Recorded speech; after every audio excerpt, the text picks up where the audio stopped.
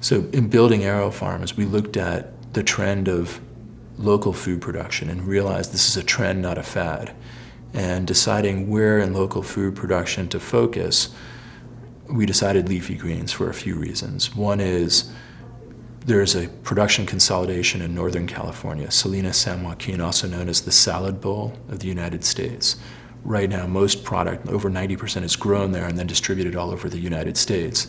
That fits well into a business plan that's about local food production. And that's important because there's tremendous shrink in the category. Shrink meaning spoilage. 60% of product that comes off the farm spoils. So here, if 100 pounds of product comes off the farm, only 40 pounds are being consumed. That's a real pain and speaks to the difficulties in the supply chain in a highly perishable product and the benefits of producing locally. Next is food contamination. In this category of leafy greens, it has the highest rates of food contamination, 11%. Think of Listeria, Salmonella, E. coli. Next is it's a high nutritional density. So back to that earlier comment about nutrition and what people put in their bodies. Leafy greens, think of Popeye and spinach. It's the most nutritionally dense category. Next is it's a relatively high price per pound. And this is important because when introducing a new technology, there's often a price premium until a technology matures, until you have economies of scale.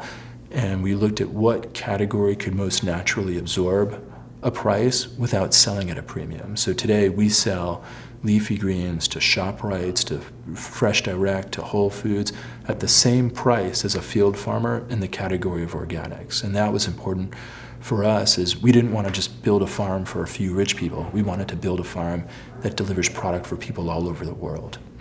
And then finally, when we decided to go vertical farming versus a greenhouse farm, it was with the awareness that a big part of the cost structure is the lighting, the LEDs, the light-emitting diodes. And under a law called Heitz's law, we realized that the cost of a light, the efficiency of a light, is improving every 3 years by about 50%. So just following that curve, we realized this was the bet and this was the future.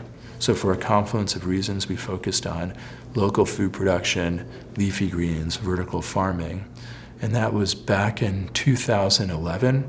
And today we just built the largest vertical farm in the world. We're the world leader in the space. And the biggest surprise in the journey is we're learning how to compete not just from a supply chain standpoint, but it's often commented that we have the best taste and textures of our food that people have ever had. So we sold under a brand, we created a new brand called Dream Greens, grown by AeroFarms, that emphasizes taste. Who thinks of taste in leafy greens? But people say, again, consistently, this is the best tasting product. And it also amplifies or emphasizes local food production and ready-to-eat, safe, pesticide-free. From a technology standpoint, we figured out how to grow without pesticides, herbicides, fungicides, and being ready to eat. The biggest pain from a food safety standpoint, where a small contamination becomes a big contamination, is the washing that gets everywhere. So we eliminated one of the biggest risks in the process. Typically you wash to get all these pesticides, herbicides, fungicides off. We developed ways of growing without pesticides, herbicides, fungicides, so it eliminated the need for a washing, and it's ready to eat. So it ultimately gives a better experience, a safer experience for the customer as well.